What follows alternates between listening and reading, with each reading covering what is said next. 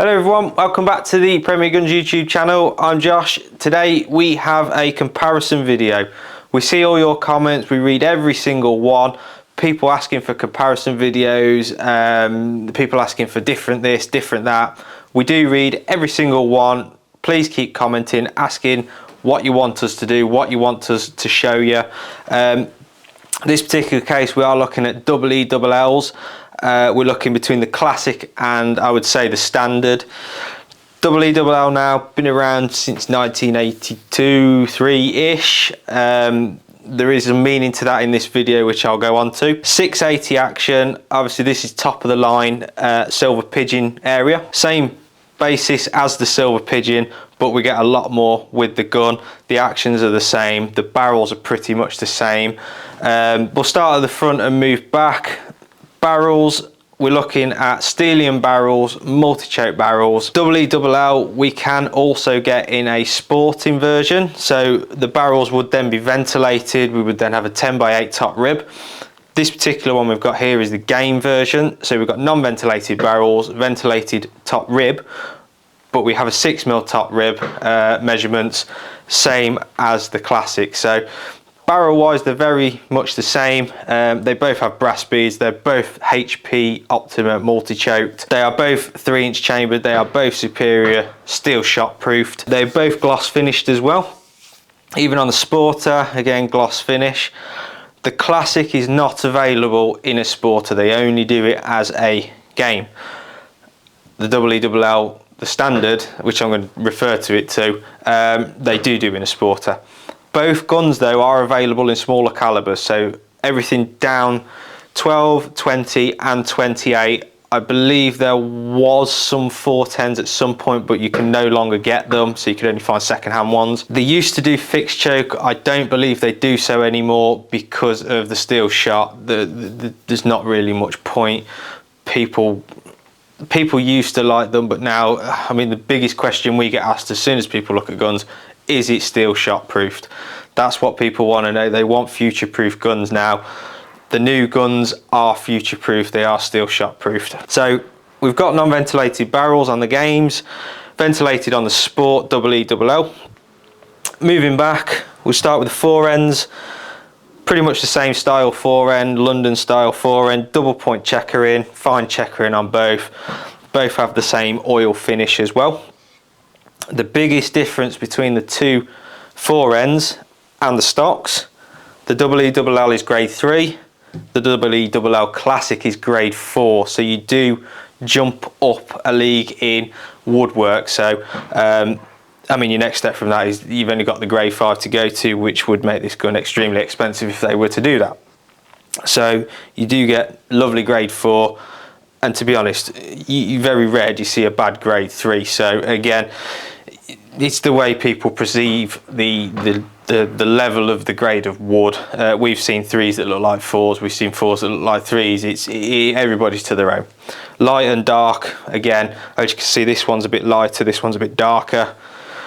Look at the draw, unfortunately, what you get, but you don't get a bad one. Moving on to the action, 680 action, same as the Silver Pigeon 135, runs all the way up to the EELL Classic.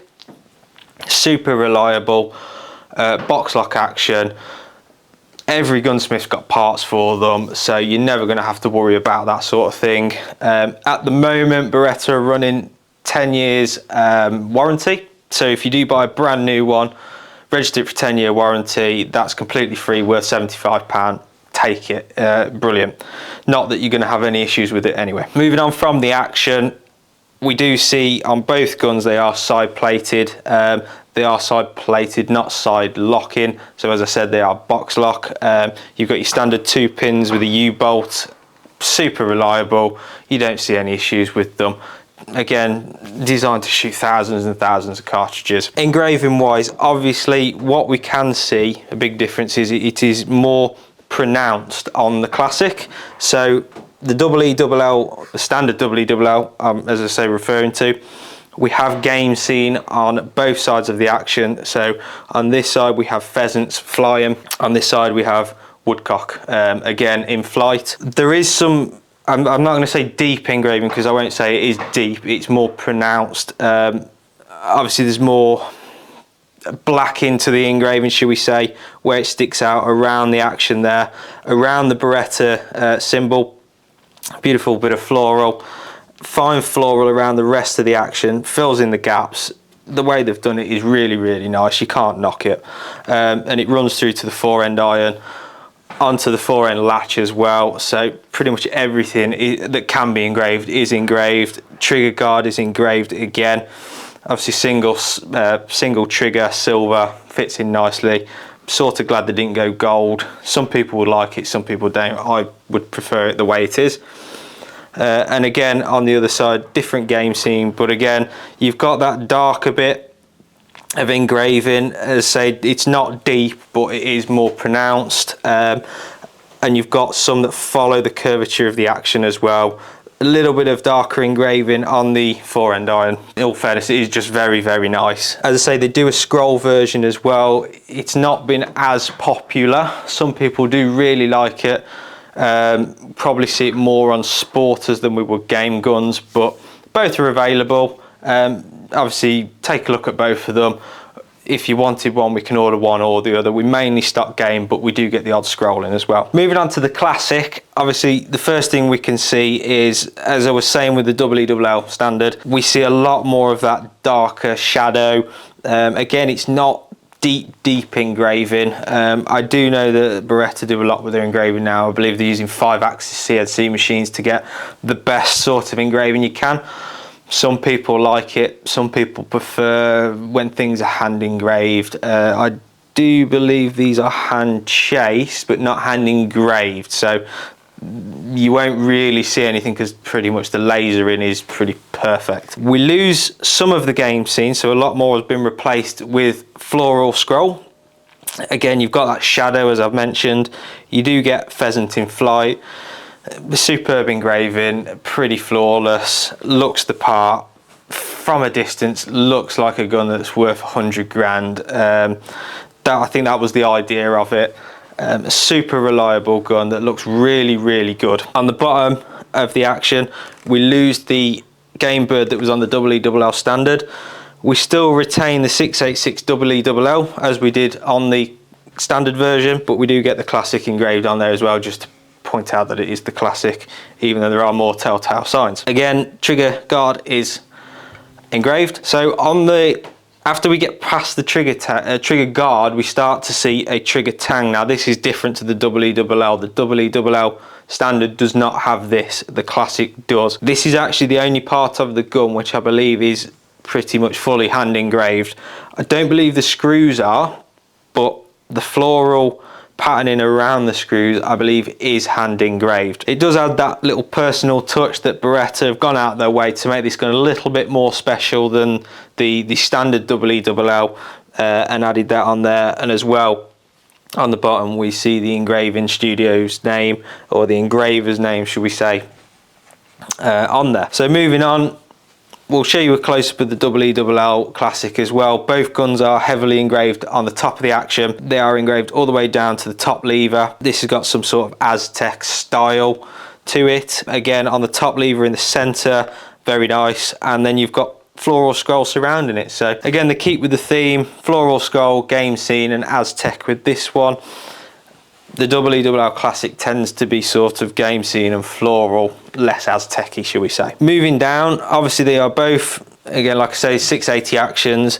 They both have automatic safeties. They both have barrel selectors. So you've got one dot one side, two dots the other. One indicates top barrel, one indicates bottom barrel. Grips are where we see another difference. So with the EELL, you get the standard pistol grip from Beretta, with the 2-point checker in, fine checker in, oil finish, really, really comfortable. The EELL Classic, we go into Prince of Wales grip. Again, we've got the 2-point fine checker in, but with this one, it is a bit smaller in the hand. It's very much more, should we say, traditional.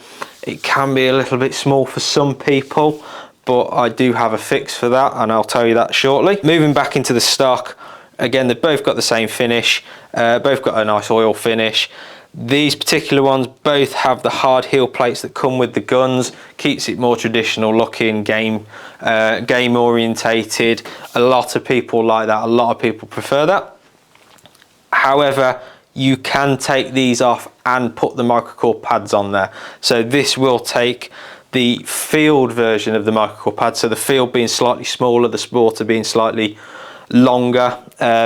Again, you can get them all the way up to I think 25mm. So if you are recoil sensitive, if you do need a bit more length of pull, it can be easily applied. So as I was saying, some people may find that the Prince of Wales grip is a little bit small. The hands sort of hang over the top of it. We have seen it before. We have got a way of fixing this. Obviously, we do run our Beretta VIP trip.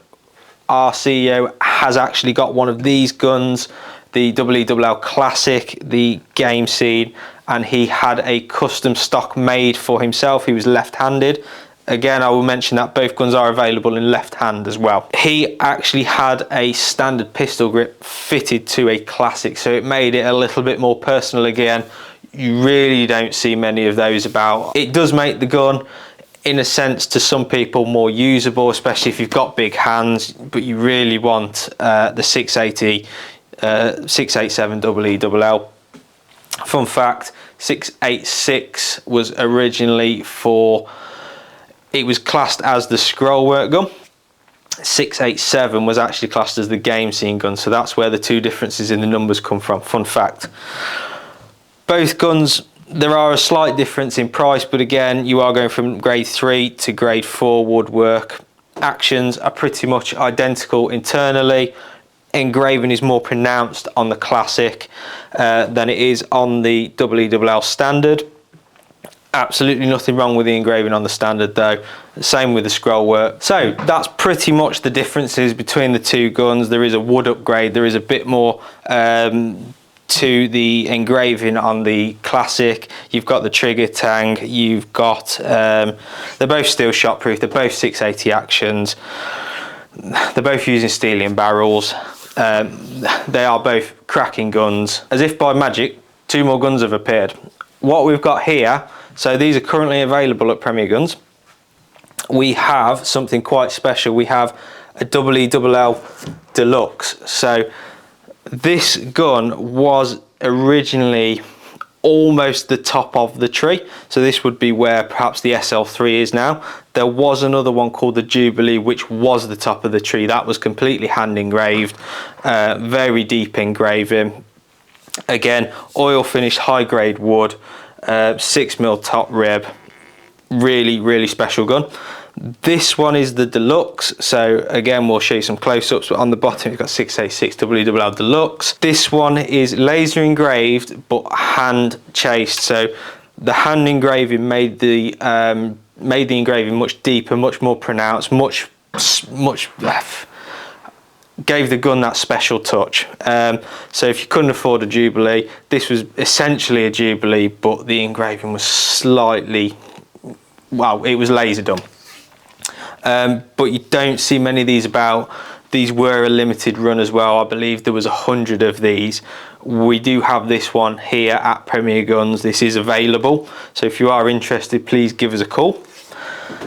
And then finally, what I will run on to, so I mentioned the date of when the EELL was first released, or as some people might know it as the Diamond Pigeon. It was just that little bit more than saying it was a silver pigeon. It was known as the Diamond Pigeon, which is actually still engraved on the top of the actions, if you really wanted to know. This is a limited edition. Again, this is one of 100. This is a 40th anniversary of the EELL. So this again has got the game seam, very similar to the standard EELL on both sides. Again, you've got a lot of that floral scroll going on. You've got deep shadowing, shall we say, on the action. Side plate, again, box lock, identical as in action wise. Again, high grade wood, oil finished, pistol grip, not Prince of Wales. This isn't available in the Prince of Wales. This has got a special serial number as well. So this is actually number 10 of 100. We did have number 9 that did leave us to a very happy customer. Steel barrels, 6mm top rib. The difference is with this one, the bottom of the action actually features the Beretta Villa, which I think is really cool. It's really well engraved. It is laser engraved. It has been commissioned by a guy, a famous artist called Ben Hodgkins, I believe his name is. Forgive me if that's slightly wrong, but it does make this gun a little bit more special. And that is the differences and some added extras of the EELL range. So if you've got any questions on the guns, if you want to know a bit more about them, just give us a ring, give us an email. Obviously comment, we do read every single comment. We try to answer them as accurately as possible. Any requests as well, please get in touch. Obviously I've mentioned the VIP trip. If you want any more information on that, we've got videos on it. You're more than welcome to give us a call, see us in the street, stop us. We're happy to talk to you about pretty much anything. So hope you enjoyed that. Keep subscribing, keep liking, keep commenting, and we will see you on the next one.